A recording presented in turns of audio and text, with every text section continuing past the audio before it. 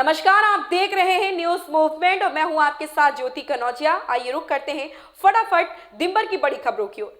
सरदार पटेल भरूहना चौराहा से अनेक मार्गों पर सड़क सुरक्षा मानव श्रृंखला व सड़क सुरक्षा शपथ का किया आयोजन। उत्तर प्रदेश के कैबिनेट मंत्री आशीष पटेल ने सड़क सुरक्षा का लोगों को शपथ दिलाया। मानव श्रृंखला में स्कूलों के छात्र छात्राओं ने मानव श्रृंखला बनाकर लोगों को जागरूक किया गया। यूपी के मिर्जापुर जिले में मानव सुरक्षा श्रृंखला सड़क सुरक्षा को लेकर सरदार पटेल भरूहना चौराहा पर कैबिनेट मंत्री के उपस्थिति में सड़क सुरक्षा का शपथ लोगों को दिलाया गया। सड़क शपथ के अवसर पर आयुक्त Muthu Kumar Swamy B, DIG RP Singh, DM Divya Mittal, पुलिस अधीक्षक संतोष कुमार मिश्र, मुख्य विकास अधिकारी Shri Lakshmi VS, ADM Shiv Pratap Shukla, RTO के साथ उपस्थित लोगों ने शपथ लिया।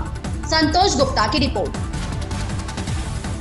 माननीय प्रधानमंत्री जी के नेतृत्व में हमारी सरकार 2014 से ही सड़क दुर्घटना में हो रही जो मृत्यु है इसको दर को कम करने के लिए लगातार प्रयास करती रही। इसलिए भारत सरकार ने विभिन्न कानूनों में संशोधन भी किया। माननीय प्रधानमंत्री जी के दिशा निर्देशन में माननीय मुख्यमंत्री जी के नेतृत्व वाली हमारी उत्तर प्रदेश सरकार सड़क सुरक्षा के कार्यक्रमों को जागरूकता फैलाने के लिए, ब्लैक स्पॉट चिन्हित करने के लिए विभिन्न प्रकार के जो कार्य हैं सड़क सुरक्षा से लेकर के उसको विशेष रूप से एक सड़क सुरक्षा माह चलाकर मना करके उसको यथार्थ स्थल पर जमीन पर उतारने का काम कर रहे हैं। उसी के क्रम में आज एक जागरूकता फैलाने के लिए मानव श्रृंखला बनाई गई है। उसी मानव श्रृंखला के एक हिस्से के रूप में मैंने भी कुछ भाग लिया। मेरे साथ कमिश्नर साहब, मेरे साथ डीआईजी साहब, दाहिनी तरफ मेरे जिलाधिकारी और पुलिस अधीक्षक, सब लोगों ने मिल करके इस जागरूकता कार्यक्रम को आगे बढ़ाने का काम।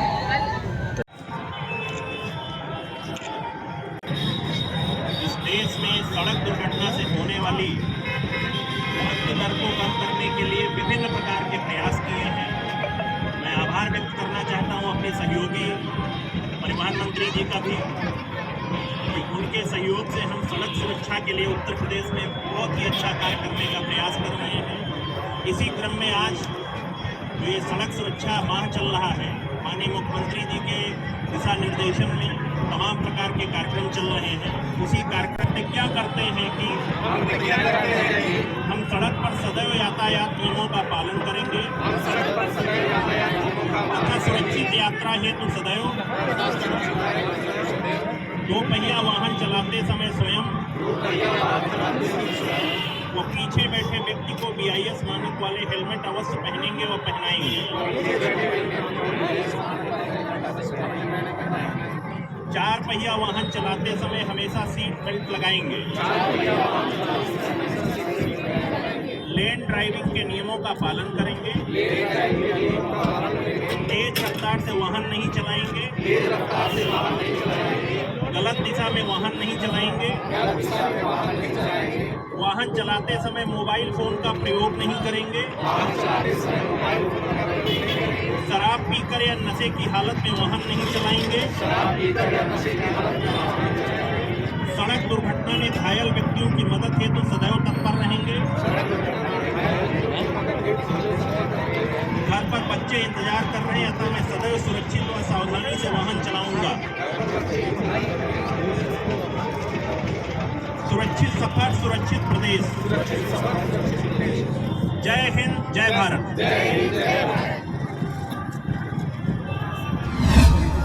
उत्तर प्रदेश में रोजगार दिवस पर रोजगार मेले का आयोजन पॉलिटेक्निक कॉलेज बथुआ के ग्राउंड पर बृहद आयोजन किया गया। बृहद रोजगार मेले में कुल 631 वैकेंसी विभिन्न कंपनियों से आई थी, जहां बेरोजगार नौजवानों ने रोजगार मेले में प्रतिभाग किया।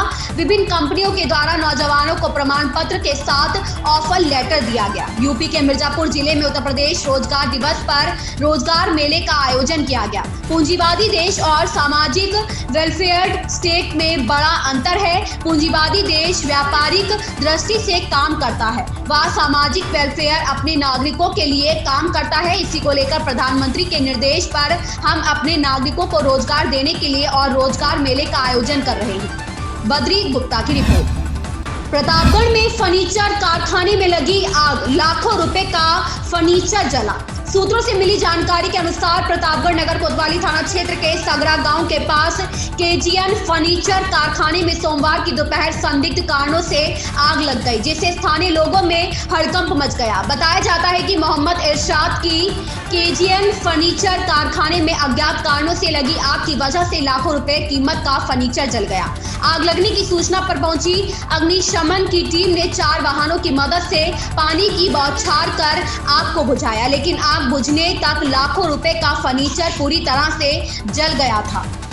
ओम प्रकाश गुप्ता की रिपोर्ट। प्रतापगढ़ के बाबा दूधनाथ सरस्वती शिशु विद्या मंदिर इंटर कॉलेज सगरा सुंदरपुर में प्रोफेसर राजेंद्र सिंह रज्जू भैया की स्मृति में वार्षिक उत्सव समारोह का आयोजन किया गया। कार्यक्रम का शुभारंभ मां सरस्वती के चित्र पर प्रोफेसर शिवाकांत ओझा पूर्व कैबिनेट मंत्री उत्तर प्रदेश सरकार एवं प्रबंधक के द्वारा चित्र पर माल्यार्पण एवं दीप प्रज्वलित करके किया गया। इस आयोजन में विद्यालय के बच्चों ने अपनी प्रतिभा की कलाकृतियों को दर्शाते हुए मंच पर नाटक, नृत्य, लोकगीत के द्वारा अपनी प्रस्तुति दी।